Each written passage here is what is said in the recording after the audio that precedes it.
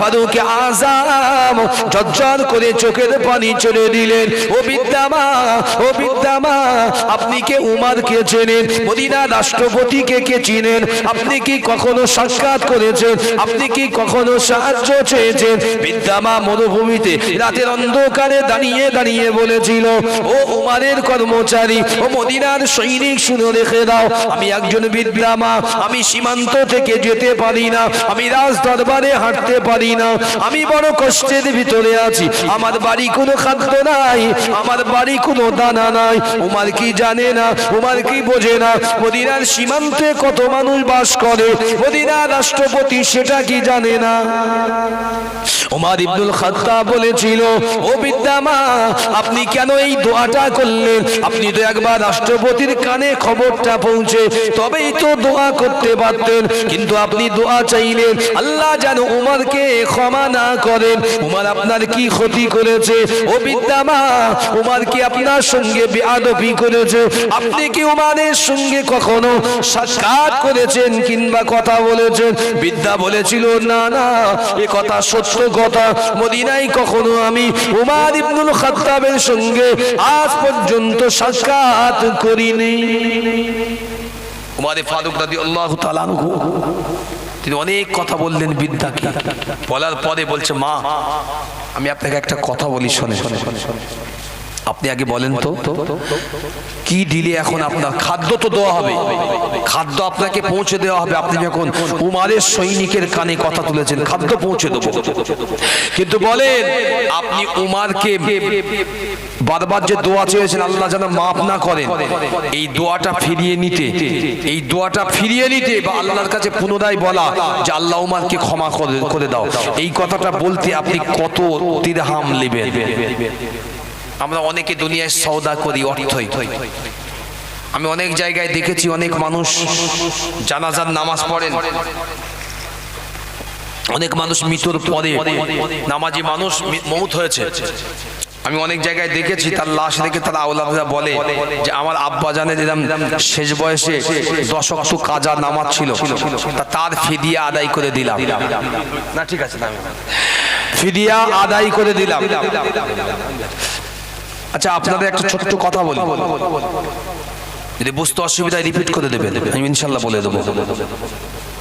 পৃথিবীতে মানুষ যদি চেষ্টা করে জীবনে, আল্লাহ আল্লাহ রাসূল বলেছেন, স্বয়ং আল্লাহ বলেছেন, একটা মানুষের জন্য জীবনে একবার হজ, ওয়ালিল্লাহি আলান নাসি হজ্জুল বাইতি মান ইসতাতা ইলাইহি সাবিলা। মানুষের যখন অর্থ হয়, সম্পদ হয়, সেই মানুষটার জন্য জীবনে একবার হজ ফরজ। কার কথা? যদি বলেন কার কথা? আল্লাহর কথা। শুধু হজ ফরজ নয়, মনে রেখে দেন, যে মানুষটা আল্লাহ পাকের বাইতুল্লাহ গিয়ে শরীর সুস্থ অবস্থায় সমস্ত কাজগুলো সম্পাদন করতে পারবে, সেই মানুষের জন্য হজ ফরজ। কোনো প্রতিবন্ধী, কোনো অসুস্থ চলতে পারে না এমন ব্যক্তির টাকা থাকলেও তার উপরে আল্লাহ হজ ফরজ করেনি। কথা বুঝে নেবেন কি বলছে আগে। ইবাদত কিছু এমন আছে যেগুলো বদনি ইবাদত শরীর দিয়ে করতে হয়, অর্থ দিয়ে হয় না। আর কিছু ইবাদত যেগুলো অর্থ দিয়েই আদায় করতে হয়, যেমন রমজানের যে ফিতরা দিয়েছিল অর্থ দিয়ে, এটা শরীর দিয়ে হয় না। আবার রোজা, এটা শরীর দিয়েই করেছে আমরা। ঠিক তেমনি আল্লাহ যাকাতের বিষয় বলেছে, যাকাত বান্দা বছরে হিসাব করে একটা সময় তোমার যত সম্পদ থাকবে 40 ভাগের 1 ভাগ দেবে। 40 ভাগের 1 ভাগ মানে শতকরায় 2,500-এ 25 লাখে 2,500 আল্লাহ ঘোষণা দিয়ে জানিয়েছেন। আমরা নামাজ, রোজা, রোজার ফিদিয়া আল্লাহ দিয়েছেন। কোরআনুল কারীম আল্লাহ বলেছেন, ইয়া আইয়ুহাল্লাযীনা আমানু কুতিবা আলাইকুমুস সিয়াম কামা কুতিবা আলাল্লাযীনা মিন ক্বাবলিকুম লাআল্লাকুম তাত্তাকুন। তারপরে আল্লাহ বললেন আইয়ামাম মা'দুদা ফামান কানা মিনকুম মারিদান আও আলা সাফারিন ফাইদ্দাতুম মিন আইয়ামিন উখরা ওয়া আলাল্লাযীনা ইউতীকুনাহু ফিদিয়াতুন তুআমু মিসকিন। রোজা যারা রাখতে অক্ষম, রোজা যারা রাখতে অক্ষম, যদি সামর্থ্য থাকে তবে তারা যেন ফিদিয়াতুন তুআমু মিসকিন, মিসকিনদেরকে ফিদিয়া দিয়ে দেয়। যদিও এখন মিসকিন খুব একটা মিলে না। মিসকিন মিলে না। যদি বলছে হুজুর বলছেন হ্যাঁ আপনাদের গ্রামে গরিব থাকতে পারে মিসকিন আর নেই, আপনি সেই গরিবের সামনে দাঁড়াবেন, দাঁড়িয়ে বলবেন যে তোদের ভিতরে মিসকিন কি, একজনও বলবে না যাই মিসকিন। কথা বুঝতে পারলেন না? মিসকিন তাদের বলা হয়, এতিম তাদের বলা হয় নাবালক অবস্থায় যাদের মা অথবা বাবা দুনিয়া থেকে বিদায় নেয়, তারা হয় এতিম আর মিসকিন। আমরা তো অনেকে চাঁদা তুলতে আসে মাদ্রাসার, একটু মায়েদের কাছে দেখে একটু কান্নাকাটি করলো, মাইকে মা আমি একজন এতিম সন্তান তোমার কাছে এসেছি। আরে বাবা তোর বয়স 35 বছর, তুই এতিম না তো এসে তবে কি হবে? আমার কথা বুঝতে পারলেন না? আমার আব্বা একজন এতিম, মানে আমার দাদুও নেই দাদাও নেই। এখন আমার বাপ যদি বলে আমি এতিম, আমার বাপের বয়স এখন 60 বছর, বললে এই কথা মেনে নেওয়া যায়? রাসূল এতিমের যে ডেফিনেশন দিয়েছে, যে এতিম হতে গেলে শর্ত হচ্ছে নাবালক অবস্থায় যে ব্যক্তিটা ইন্তেকাল করে তার সন্তান দেখে, সেই তারাই হচ্ছে এতিম। তাহলে এতিম মিসকিন পাওয়া দায়, কিন্তু আল্লাহ বলেছেন ফিদিয়ার ব্যবস্থা করেছেন। তাহলে এখানে অর্থই কাজ মিটলো। হজ যদি করতে না যেতে পারেন কাউকে দিয়ে করিয়ে নেওয়া যায়, এখানে মিটে গেল।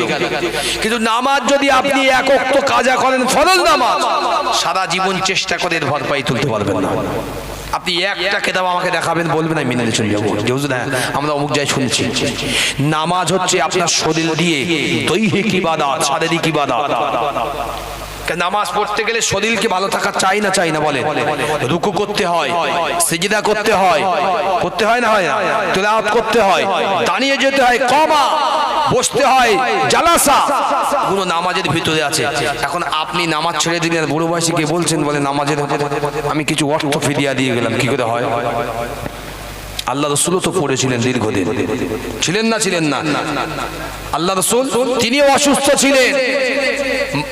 আল্লাহ রাসূল অসুস্থ থাকা সত্ত্বেও যতটা পেরেছে আল্লাহ রাসূল নামাজ আদায় করেছে, কিন্তু আল্লাহ রাসূল কোনোদিন ফিদিয়ার ব্যবস্থা করে যায়নি। আমাদের মতো কিছু উম্মত নতুন করে এখন ফিদিয়ার ব্যবস্থা করেছে।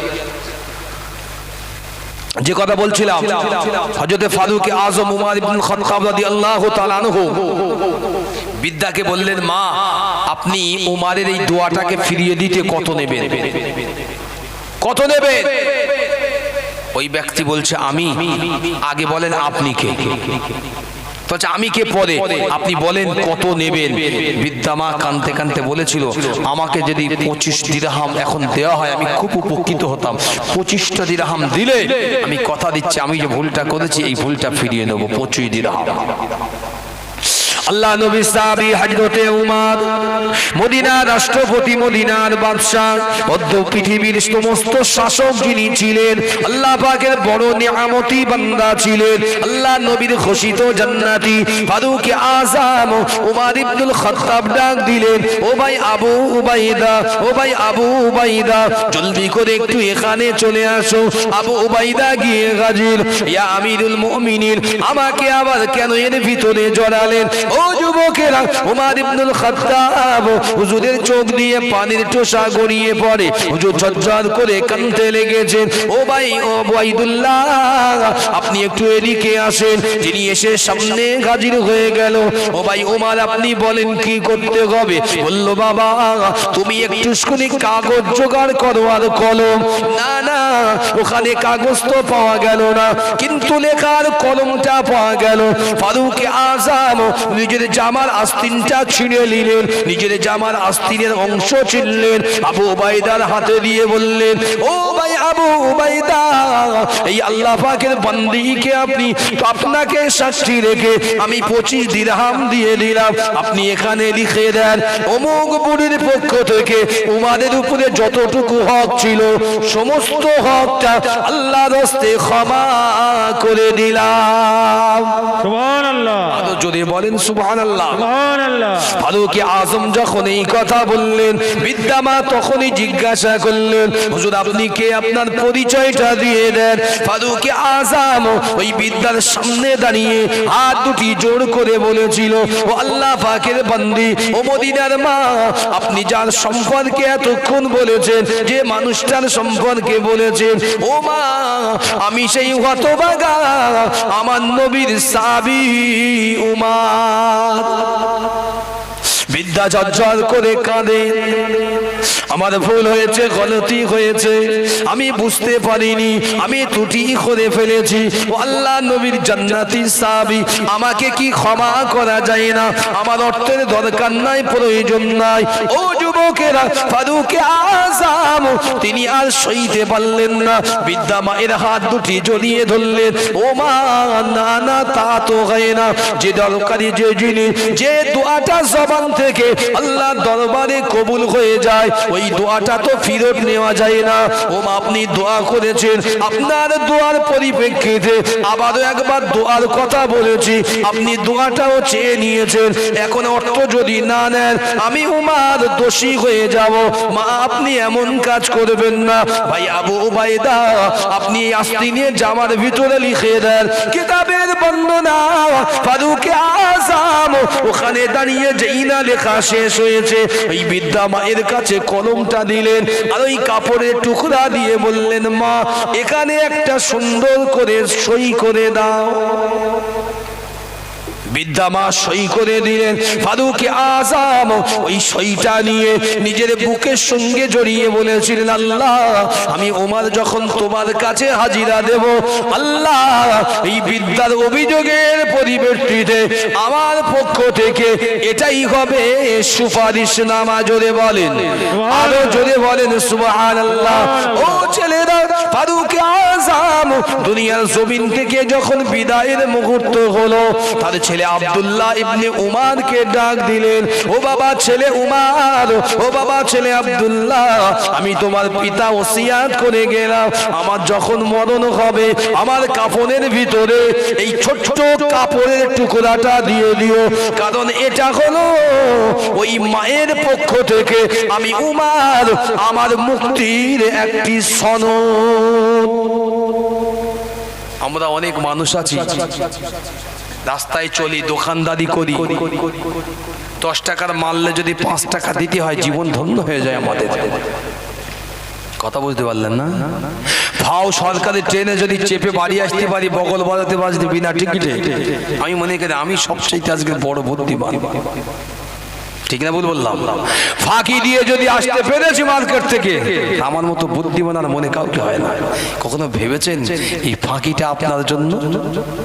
এই ফাঁকিটা কি আপনার জন্য? আপনার আমলনামায় ফাঁকি দিয়ে পড়বে না তো? আরে একটা জিনিস কেন আপনাদের মাথায় ঢোকে না?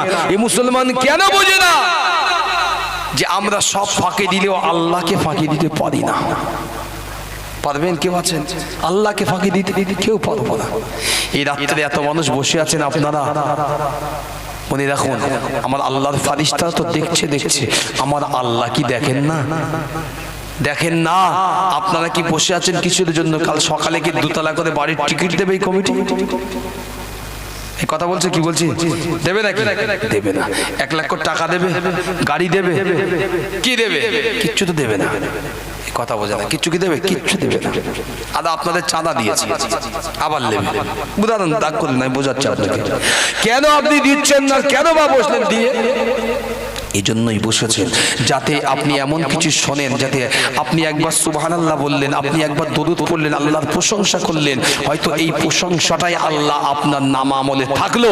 এটাই আপনার কিয়ামতের দিনে যেদিন কেউ পাশে থাকবে না, ইয়াউমা ইয়াফিরুল মারউ মিন আখি ওয়া উম্মিহি ওয়া আবিহি ওয়া সাহিবাতিহি ওয়া বানি লিকুল্লি মারইম মিনহুম ইয়াউমাইযিন শানু ইউগনি উজুহু ইয়াউমাইযিন মুসফিরা দাহিকাতুম মুস্তাবশিরা।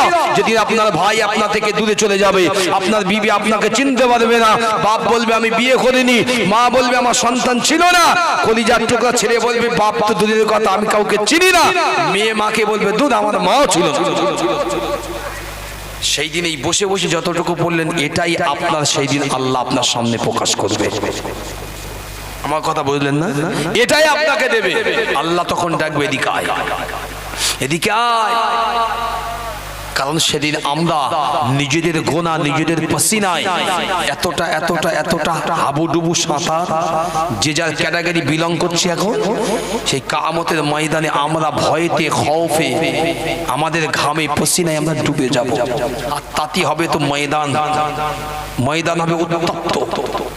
হাত্তা ইয়াকুনু মিকবারা ফিহি, তিরমিজির হাদিস। জমিন হবে বেলা রুটির মতো, বান্দা দাঁড়াতে পারবে না। কোরআন তার বর্ণনা দিয়েছে, ইয়াউমা ইনফাখু ফিস-সূরি ফাতাতুনা আফওয়াজা, যেদিন আল্লাহ দ্বিতীয়বার ঘোষণা দেবে, ইস্তাফিল আলাইহিমুস সালাম সিংগায় ফুৎকার করবে, আবার জাগানোর ফুৎকার। সেদিন আমি আপনি দুনিয়ার যেখানে আমাদের কবর হয়, যে মোড়ল যেখানেই শুই না কেন, সে কোটিপতি হোক, মন্ত্রী হোক, আলেম হোক আর ইমাম হোক, সেখান থেকে শুধু আল্লাহ বলবে ইয়াউমা ইনফাখু ফিস-সূরি ফাতাতুনা আফওয়াজা, আর আমরা আমাদের কবর থেকে উঠব উলম্ব অবস্থায়, খাতনাবিহীন, কোনো দিকে আর ফিরবো না, আল্লাহর কাছে চলে যাব হাঁটতে হাঁটতে কিয়ামতের দিনে ময়দানে লাইন দেওয়ার জন্য, লাইন দেওয়ার জন্য। কিছু কিছু গুনাহগার উঠবে, জিহ্বা এখান থেকে এই পর্যন্ত ঝুলে যাবে। দেখেছেন গরমকালে আল্লাহ সৃষ্টি জীব কুকুরগুলোকে দেখেছেন, পানি যখন পান করতে পারে না, অনেক কুকুর দেখবেন জিভ ঝুলে যায়। এই দুনিয়ায় যারা ফেরেববাজি করেছে আল্লাহর বিরুদ্ধে, যারা আল্লাহকে বুড়ো আঙুল দেখায়, ওয়ালাকাদ আলিমতুমুল্লাযীনা আতাদাউ মিনকুম ফিস-সাবতি ফাকুলনা লাকুম কুনু কিরাদাতান খাসিন, যারা দেখিয়েছিল আল্লাহকে বুড়ো আঙুল, আল্লাহ শুকর বানর করেছিল। আমাদের তো এইভাবে করবে না, কিন্তু এতটুকু বলতে পারি আল্লাহকে সেই দিন আমরা দেখবো, হয়তো আমাদের পাশ থেকে আমাদের কোনো প্রতিবেশী এই পর্যন্ত জিহ্বা বাদ করে আল্লাহর সামনে হাজির হবে। এজন্য বেশি বেশি আল্লাহ আল্লাহর জিকির করার কথা বলা হয়। কেন? এই জিকিরের ভিতরে আল্লাহ আল্লাহ রাসূলকেই পাওয়া যায়। একবার যদি বলেন সুবহানাল্লাহ। আপনার একবার প্রশংসা আমার আল্লাহর কাছে, আল্লাহ একজন রহমতের ফারিস্তা সৃষ্টি করেন, যে ফারিস্তা আপনার ছেলে কিন্তু আপনার নামে প্রশংসা করে না। আমি বাস্তবটা বলছি। ছেলে যদি এসে বলে আব্বু আমাকে 500 টাকা দেন, বাপ বলছে নেই, 100-200 দিয়েছে নিয়ে যা, ও 200 নিয়ে গজ গজ করতে করতে রাস্তা দিয়ে যাচ্ছে, বলছে এরম বাপ যেন কারণ না হয়, এমন বাপ যেন কারণ না হয়। চেয়েছি 500 দিয়েছে 200, আবার উপদেশ। অর্থাৎ আপনার সন্তান আপনার পক্ষে নয়, কিন্তু আল্লাহর ফারিস্তারা কিয়ামত পর্যন্ত আল্লাহর কাছে সিজদায় পড়ে থাকে। আল্লাহ, যে বান্দার দরুদের ওসিলায়, যে বান্দার প্রশংসার ওসিলায় আমাকে বানিয়েছো আল্লাহ, সেই বান্দাকে তুমি মাফ না করলে আমিও মাথা তুলব না। যদি বলেন সুবহানাল্লাহ, যদি বলেন সুবহানাল্লাহ। এজন্য এই মাহফিলের দরকার আছে। এমন মাহফিল যদি হয় তো জীবন হয়তো অনেক সময় আল্লাহ চাইলে বদলে দিতে পারে। একবার সকলে মিলেই সর্বোচ্চ স্বরে তাকবীর দেন, নারায়ে তাকবীর, আল্লাহু আকবার। আপনারা ঝিমিয়ে যাচ্ছেন, আমি যাচ্ছি বলে ওই জন্য যাচ্ছেন, তাকবীর দেন, নারায়ে তাকবীর, আল্লাহু আকবার। হুজুরের পরে তাবারকের ব্যবস্থা আছে নাকি বলেন? জি হ্যাঁ। তাহলে বড় বক্তা তখন রয়েছে, সুপারহিট বক্তা, মানে আমার পরে হুজুর কেবলা আসবেন, তারপরে সবচেয়ে বড় হুজুর, ওই হুজুর হলি শেষ হয়ে যায় ইনশাআল্লাহ। তা আছে তো আপনারা এত এখন থেকে অত ইয়ে হয়ে যাচ্ছেন কেন? ঘুমের টাইম তো কেটে গিয়েছে, 11টা 12টার পরে তো ঘুম আসে। এখন তো কম বেশি প্রায় দুটো ধাক খায়। জি এখন তো আপনাদের ঘুম আসার কথা না, ঘুম তো বেরিয়ে যাওয়ার কথা। একবার উচ্চ স্বরে দরুদ শরীফ, আল্লাহুম্মা সাল্লি আলা সাইয়্যিদিনা মাওলানা মুহাম্মদ ওয়া আলা আলি সাইয়্যিদিনা মাওলানা মুহাম্মদ। এ কেমন নূর পেলে ও গো মা আমিনা, ও গো মা আমিনা, তোমার লালের ছোঁয়ায় ধন্য এ জামানা, ধন্য এ জামানা। যদি বলেন সুবহানাল্লাহ, সুবহানাল্লাহ।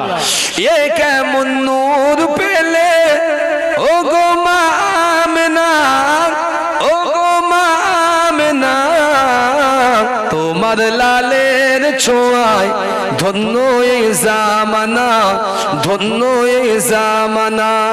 খোদার ওই কাবা দুলে দুলে কয় মারহাবা, দুলে কয় মারহাবা, বলে আজ এলো ধারায় এ যে কাবার কাবা, এ যে কাবার কাবা।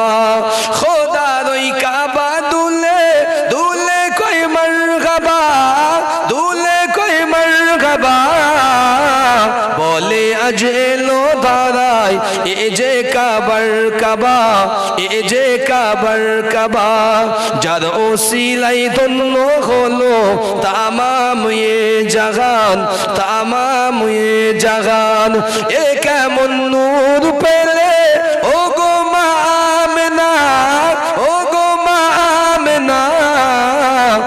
তোমার লালের ছোঁয়ায় ধন্য এ জামানা, ধন্য এ জামানা।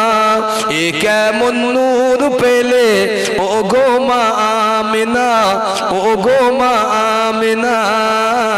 আল্লাহুম্মা সাল্লি আলা সাইয়্যিদিনা মাওলানা মুহাম্মদ ওয়া আলা আলি সাইয়্যিদিনা মাওলানা মুহাম্মদ। যে কথা বলছি, সময় সংক্ষিপ্ত আমার, একদম প্রথমে রিকোয়েস্ট ছিল, আমি বলিনি যদিও, কারণ লম্বা চওড়া ঘটনা একটা ধরলি অনেকটা সময় নিয়ে নেয় বলে সত্যিকারের অর্থ ধরিনি। ছোট ছোট কয়েকটা বিষয় বলেছি বোঝানোর সাথে একদম শেষে ওই ভাইয়ের রিকোয়েস্টটা পূরণের জন্য আবেদনটা বলছি। আপনারা জানেন জামানার যিনি মুজাদ্দিদ আবু বকর সিদ্দিক রহমাতুল্লাহ আলাইহির অন্যতম খলিফা ছিলেন। আমাদের 24 পরগনায় বসিরহাটের জমিনে যার মাজার, নাম হচ্ছে আল্লামাই রুহুল আমিন রহমাতুল্লাহ আলাইহি, যাকে আল্লামাই হিন্দ বলা উপাধি ছিল, মানে বড় মাওলানা উপাধি যাকে দেওয়া হয়েছে। এই মানুষটা দুটি হাতে সমান দক্ষতা নিয়ে সারা জীবন কলম চালাতেন। আমরা যারা শিক্ষিত বলে দাবি করি হুজুর, আমাদের এক হাতে লিখতে গেলে কলম ভেঙে যায়, বুঝলেন না? রমজান মাসে ছেলে বিয়ে করতে এসেছে মহল্লায়, বিয়ে হচ্ছে রমজান মাসে, আমরা ইমাম সাহেব তারাই পড়াচ্ছি, ছেলে এসে বসে রয়েছে, ছেলের বাপ আরো আত্মীয় পরিজন, তারাবি পড়িয়ে হুজুর গেল, ছেলের বাপ বলছে হুজুর এসে বিয়ে পড়াতে, বলছে কচি শিগগির কর, শিগগির কর। কি বলছে? দাঁড়া হুজুর, একটুকুন দাঁড়ান। কি হবে? দুটো সেজদা দেবে। তাই বললাম আর ও কামাই করতে হবে না। নামাজ যখন পড়ে নিয়ে এসে ফরজও গেল, তারাবিও গেল, বেতনে গেল, কিচ্ছু তো পড়িনি, বলছে না তাহলে তার দরকার নেই, দুটো সেজদা। ও কামাই আর করতে হবে না, কোথায় সেজদা দেবে? কিন্তু মসজিদ না বাড়ি না উঠোনে প্যান্ডেল করেছে, কোথায় সেজদা দেবে? সেজদা দিতে আমরা কাটে দেবো তোমার, তুমি বসো। ছেলে নাম জিজ্ঞাসা করে লেখা হলো, ছেলে জিজ্ঞাসা করছে হুজুর কোন ভাষায় সই করবো? করো বাবা তুমি যেটা পারো। তা ছেলে বাংলায় সই করতেছে আব্দুল মোল্লা। সে ল খুঁজে পাওয়া দায়, চপালা পায় আউট। ও আবার জিজ্ঞাসা করলো হুজুর কোন ভাষায় কয়? মানে আমরা কলম চালাতে গেলে কলমও লজ্জাবোধ করে যে কোন হাতে পড়েছি, আর তাদের হাত ছিল এমনই হাত, মারিতু ফালান্তা উজানি ফাকাল ইয়া রাব্বি কাইফা আউযু বিকা ওয়া আনতা রাব্বুল আলামিন। وقال النبي صلى الله عليه وسلم وأنا أبو بكر الصديق رضي الله تعالى عنه أن النبي صلى الله عليه وسلم قال لا يدخل الجنة جسد خزي بالحرام. وقال النبي صلى الله عليه وسلم عليكم بسنتي وسنة الخلفاء الراشدين المهديون أو كما قال عليهم السلام. إن الله وملائكته يصلون على النبي يا أيها الذين آمنوا صلوا عليه وسلموا تسليما. درود شريف اللهم صل على سيدنا مولانا محمد وعلى آله سيدنا مولانا محمد. اللهم صل على سيدنا مولانا محمد وعلى آل سيدنا مولانا محمد. मेरे आका मदीने में मुझे भी अब बुला लीजिए. बोलें सुभान अल्लाह। सुभान अल्लाह। कि मेरे आका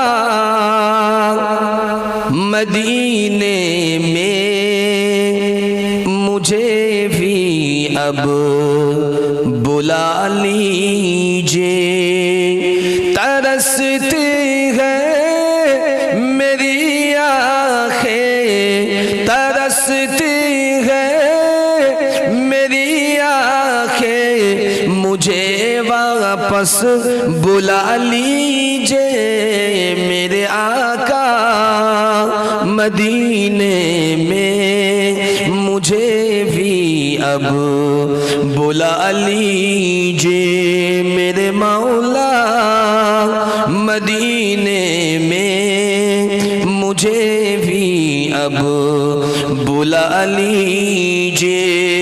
अल्लाहुम्मा सल्ले अला सय्यदना मौलाना मोहम्मद व अला आले सय्यदना मौलाना मोहम्मद। हर खता पे शर्मसार हूँ मैं, हर खता पे शर्मसार हूँ मैं। ऐ खुदाया गुनहगार हूँ मैं, भूल कर जो किया हमने बस उसी की तरफ जा रही है।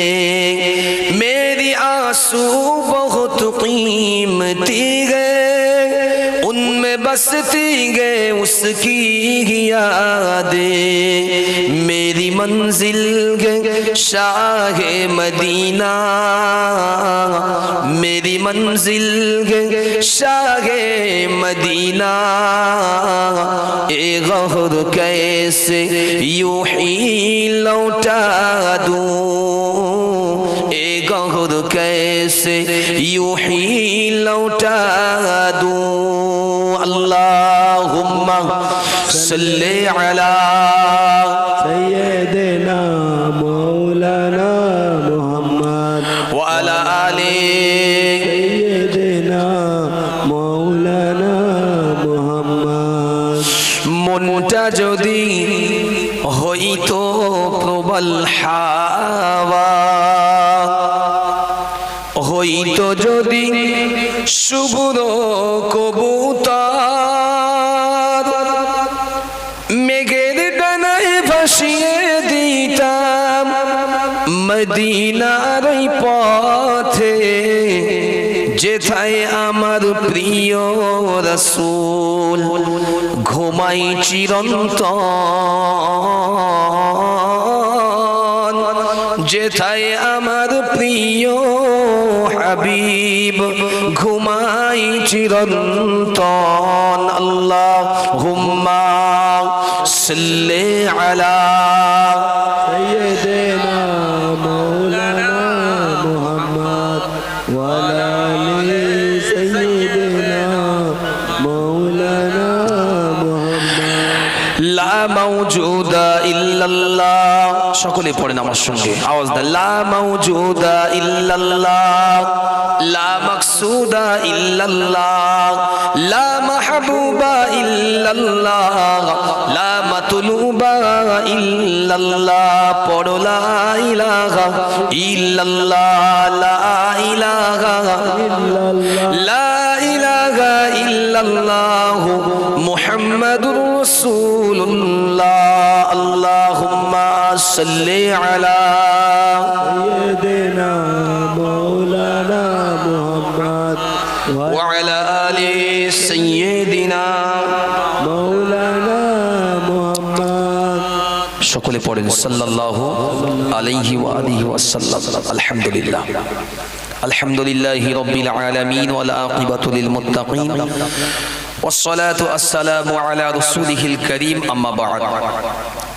আজকের উপস্থিত বিশেষ করে এত সুন্দর জান্নাতি মজলিসের স্বনামধন্য সভাপতি সাহেব, খাস করে দিগের আমন্ত্রিত একে একে ওলামা হাজরাত, বিশেষ করে পীরনগর দরবার শরীফ থেকে আগত পীর সাহেব হুজুর কিবলা, এই মসজিদের সম্মানিত পেশ ইমাম সাহেব হুজুর এবং মুয়াজ্জিন সাহেব, সম্মুখে বসে থাকা এই গ্রামবাসী মুরব্বিয়ান চাচা যান, নওজোয়ান তরুণীরা, যুবকেরা, স্নেহের ছোট ছোট কচি কাঁচা ছেলে ও বাচ্চারা, পর্দার আড়ালে অবস্থানকারী আমার মা ও বোনেরা, রাত কম বেশি 12টার কাটা ছুঁই ছুঁই তাহাজ্জুদের ওয়াক্ত আল্লাহ রাব্বুল আলামিনের দরবারে আমরা শুকরিয়া আদায় করি যে আল্লাহ আমাদেরকে বসিয়েছেন। দুনিয়ার জমিনে মানুষ এক জায়গায় বসার মতো ফুরসত জালিমরা আর দিচ্ছে না, তার ভিতর থেকেও আল্লাহ বড় ইজ্জত দিয়ে আমাদের মতো খাকসার গুলোকে আল্লাহ এই মজলিসে বসিয়েছেন। তো আমরা শুরুয়াতে প্রারম্ভিক লগ্নে মহান রব্বুল আলামিনের দরবারে সকলে একবার শুকরানা আদায় করি, প্রাণ খুলে মন উজাড় করে সকলে একবার পড়ি আলহামদুলিল্লাহ। হলো না? আওয়াজ দিয়ে পড়েন আলহামদুলিল্লাহ। পদে পদে জানাই অগণিত দরুদ ও সালাম নূরুন নবী, দয়াল নবী, শাফিউল মুজনাবিন, কাঈদুল মুরসালিন, ইমামুল হুদা, বিশ্বনবী মুহাম্মদুর রাসূলুল্লাহ, সকলে একবার পড়েন সাল্লাল্লাহু আলাইহি ওয়াসাল্লামের উপরে বর্ষিত। সম্মানিত আমার ভাইরা, ওয়াজ নসিহত কম বেশি আমার পূর্বে ওলামা তিনি করেছেন, মাশাআল্লাহ আপনারা শুনেছেন।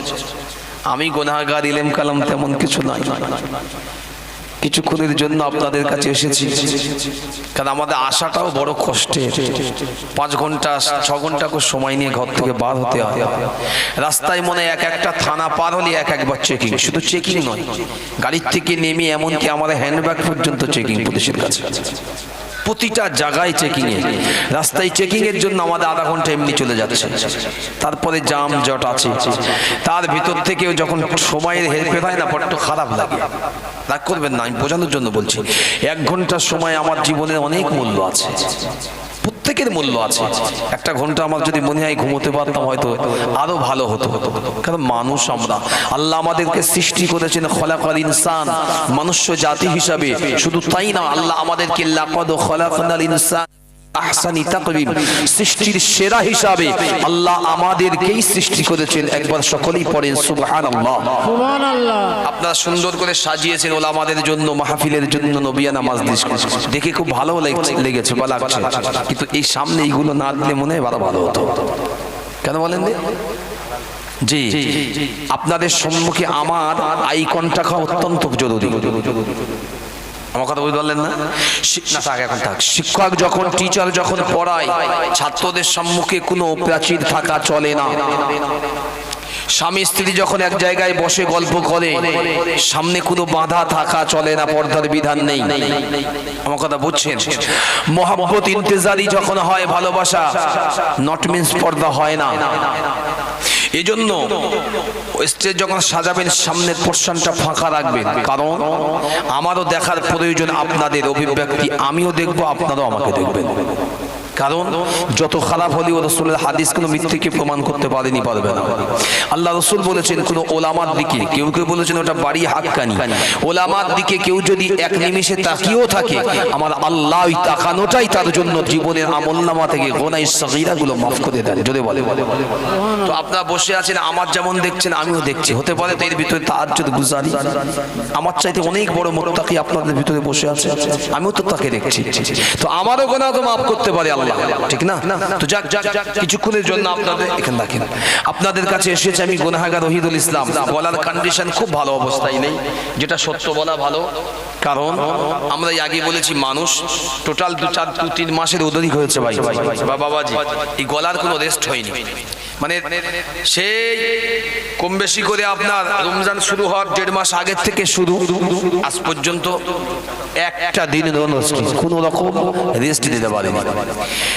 শেষ রমজান তারাবি নামাজের আগের দিন মানে ওই দিনই এসে সকালে ঘরে ফিরেছি, সন্ধ্যার পরে তারাবিতে দাঁড়িয়েছি। কারণ আমি একটা মসজিদের ইমামের দায়িত্বে একটা মাদ্রাসার শিক্ষকতা করি। ঈদের জামাত পড়িয়েছি, তারপরের দিনকে 7 তারিখ থেকে বাংলায় শুরু হয়েছে ওয়াজ নসিহতের মাহফিল, চলছে আজকের কম বেশি 9-10। তো আল্লাহ পাকের বড় শান যে আল্লাহ নিয়ে এসেছেন আমাদের কাছে, কিছু কথা বলবি ইনশাআল্লাহ, ধৈর্য ধরে শোনেন, জীবন বদলে যাবে। মনে রাখুন আল্লাহ প্রত্যেকের এক একটি খুশবু দিয়েছেন, প্রত্যেকের এক একটি শান দিয়েছেন। ঘরের একজন বাপের 4টে ছেলে আছে, এক নয়, এক হতে পারে না, একই কণ্ঠস্বর, একই বলার ধরন, একই কথাবার্তা, একই আখলাক, এটা আশা করবেন না। এজন্যই প্রত্যেকের কাছ থেকে কিছু কিছু নিয়ে আজকের জীবনটাকে পরিপূর্ণ করে ঘরে ফিরবেন, এটাই আমাদের নিয়ে। যে কথা বলছিলাম, আমরা বসেছি প্রত্যেকেই 1 মাস রোজা আদায় করে, আমরা খুশির ঈদ পালন করে আল্লাহ আজকের এই মজলিসে বা এই ময়দানে আমাদেরকে বসিয়েছেন। ঠিক বললাম না ভুল বলছি? রোজা করেছি আমরা, কথা বলেন, ওয়াজ শুরু করছি একটু করে। রোজা করেছি, আচ্ছা 1 মাস রোজা রেখে আমরা আল্লাহর কাছ থেকে পুরস্কার নিয়েছি।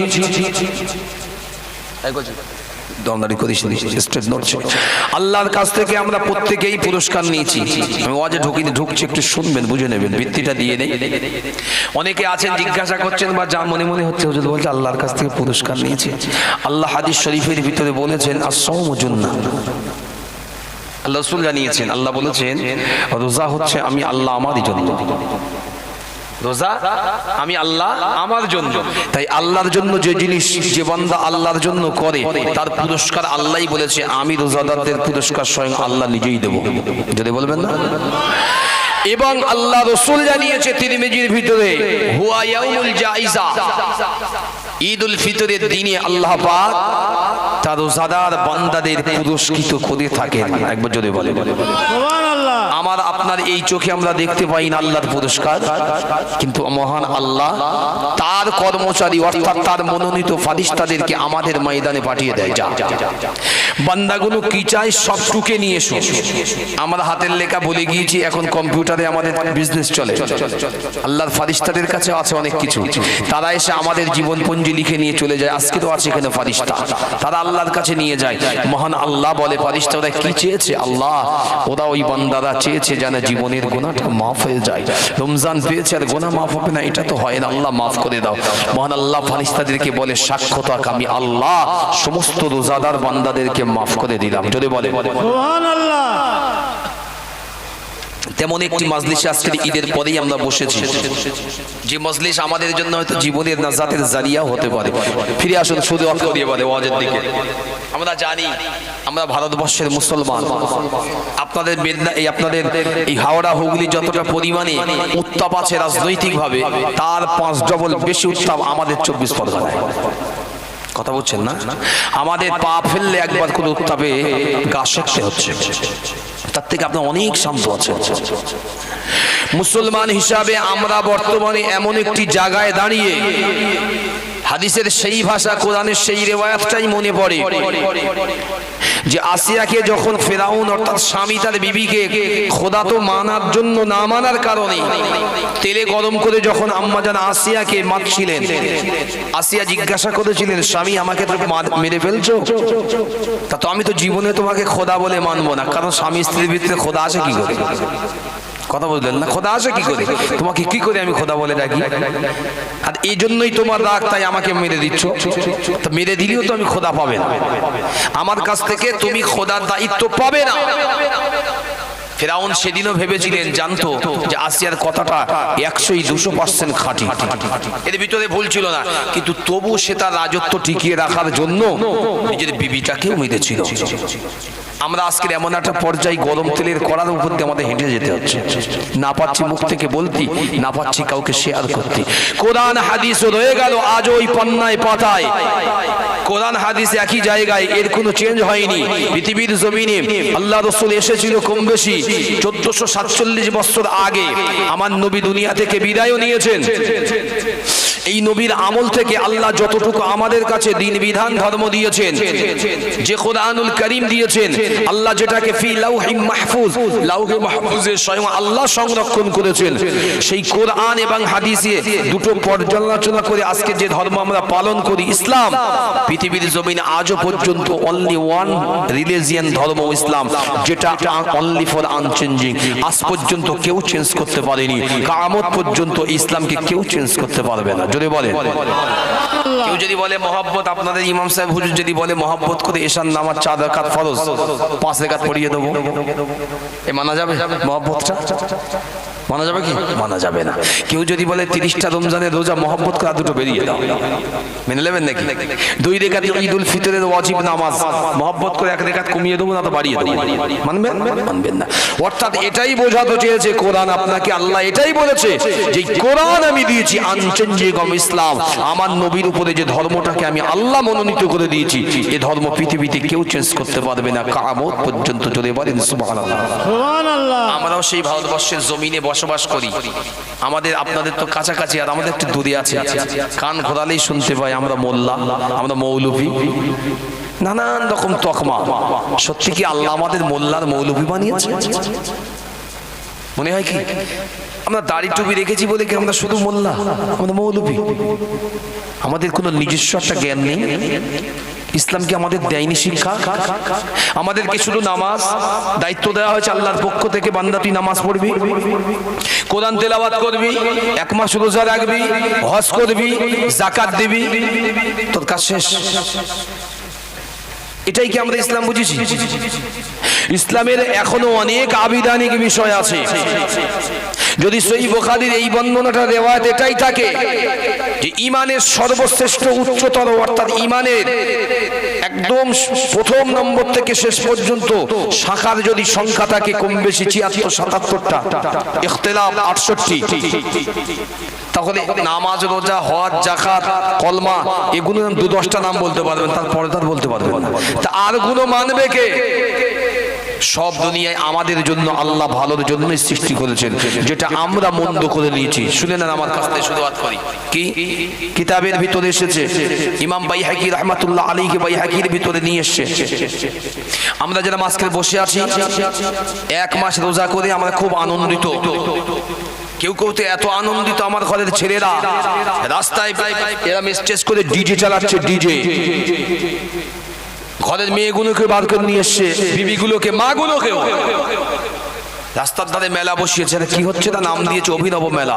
জান হাওড়া ডিস্ট্রিক্টে পাঁচলায় গিয়ে দেখেন অভিনব মেলা নাম দিয়েছে। মাও এসছে মেলায়, মেয়েও এসছে, বাপও এসছে, সবাই। কারোর ভিতরে ইখতিলাফই নেই। আমি খারাপ ভাবে দেবেন না, বোঝাচ্ছি, আমার এটা আমার কষ্টের জিনিস বলে বোঝাচ্ছি, আমার দায়িত্ব আছে। আমি তো 2 ঘন্টা পরে বাড়ি চলে যাব। আপনার তো প্রশ্ন হতে পারে যে হুজুর কি দিলেন? আমি নাই চলে গেলাম যাই একটা কিছু বলে, কিন্তু আল্লাহর কাছে তো আমার জবাবদিহি করতে হবে যে আল্লাহ আমাকে দাঈ ইলাল্লাহ বানিয়েছেন, কিছু দেওয়ার আমার দায়িত্ব আছে সমাজে। তো আমি দেখছি আমার সমাজ আজকের অপর ধর্মকে অনুসরণ করতে করতে এমন একটা পর্যায়ে পৌঁছেছি আমরা যে অন্য ধর্মটা আমাদের কাছে যেন তাদের আপন হয়ে দাঁড়িয়েছে। 1 মাস রোজা করলাম, এখনো কোনো বান্দার ক্ষমতা হয়নি যে সত্যিকারের অর্থে আমার রোজাটা কবুল হয়েছে কিনা। কেউ যদি আপনাদের এখানে বলে দিতে পারে, তাই কথা দিলাম তাকে আমি পুরস্কৃত করে বাড়ি যাবো। ওয়ান সিমটম, একটা সিমটম কোনো বাবাজি বলতে পারবেন যে রোজা আমার কবুল হয়েছে, গ্যারান্টি আল্লাহর কাছে আমি পেয়েছি? যে মুসলমানের জন্য অনিশ্চয়তা দুনিয়ার জমিন, আল্লাহ আমাদের নির্ধারিত একটা হায়াত দিয়েছে, সেই হায়াত ছাড়া আমরা বাঁচবো না বেশি দিন, 1 সেকেন্ডও বাঁচবো না। তার ভিতরে থেকেও আমরা সামান্য একটু ইবাদত করে আল্লাহর খুশি করার পরিবর্তে আল্লাহকে রাগী করিয়ে দিচ্ছি, আল্লাহর বিরুদ্ধে যাচ্ছি, শরিয়াতের বিরুদ্ধে কাজ করি। আল্লাহ আমাদেরকে বিরাট মহব্বত করবে বলে মনে হয়? আল্লাহ তো বেজাতি আমাদের উপর চাপিয়ে দেবে, যা যা একে শাসন কর, শোষণ কর। আমার কথা না, কোরআনের কথা আমি বলছি, হাদিসের আপনাকে। আর তাই আজকে হচ্ছে দুনিয়ার জমিনে, ভারতবর্ষে, এই ভারতবর্ষের জমিনে মহান বড় বড় আল্লাহর ওলি আছে, বড় বড় আল্লাহওয়ালা আছে, তাকওয়াপন্থী আছে, যাদের একবার ঠোঁটের ধরানিতে আমার আল্লাহ রহমত বর্ষণ করত। যদি বলেন সুবহানাল্লাহ। সুবহানাল্লাহ। আমরা তো বেমালুম, আমরা সারা দিন সারা সময় আল্লাহর বিরুদ্ধে নাফরমানি করে জবান ঠোঁট সম্পূর্ণ উল্টো করে দিয়েছি। এজন্য আল্লাহ রাসূল আমাদের বিরুদ্ধে চলে গিয়েছে। আল্লাহ নবী সাহাবী হযরতে কাব ইবনে হাবাব, আল্লাহ নবীর কলিজা টুকরা সাহাবী হযরতে কাব ইবনে আহবাব রাদিয়াল্লাহু তাআলা আনহুমা। আল্লাহ পাকের নবী সাহাবী বর্ণনা করলেন, সিয়ারুস সাহাবার ভিতরে এসেছে, হায়াতুস সাহাবার ভিতরে এসেছে। আল্লাহর নবী সাহাবী বর্ণনা করলেন, ও যুবকেরা, আল্লাহ নবী সাহাবা বলে দিলেন, বনি ইসরাঈলের একজন ব্যক্তি ছিল, ওই মানুষটা আল্লাহকে মানত না, ওই মানুষটা দুনিয়ার জমিনে খারাপ কাজ করতে বিন্দু মাত্র দ্বিধাবোধ করতো না। আল্লাহ পাকের ওই বান্দা প্রতিদিন জিনা ব্যভিচারে মত্ত ছিল, প্রতিদিন আল্লাহর নাফরমানিতে মত্ত ছিল। ও যুবকেরা, ওই বান্দা জিনা ব্যভিচার করার পরে প্রতিদিন ওই জায়গায় একটা বড় পুকুর ছিল, ওই পুকুরের পানিতে গোসল সেরে তবে সে ঘরে ফিরত। একটা তারিখে ওই ব্যক্তিটি জিনা ব্যভিচারের কাজ সম্পাদন করে ওই পুকুরের পানিতে গোসল সারতে নেমেছে। মহান আল্লাহ রাব্বুল আলামিন পুকুরের পানিটার জবানটা খুলে দিলেন। আল্লাহ পাক পুকুরের বাক শক্তি ইনায়েত করলেন। আল্লাহ পাকের পুকুরের পানিটা বললেন, এ আল্লাহ পাকের বান্দা, তোমার কি লাজ লজ্জা শরম বলে কিছু নাই? তোমার ভিতরে কোনো পশ্চাৎ নাই? তোমার ভিতরে কি কোনো দুঃখ হয় না? তুমি প্রতিদিন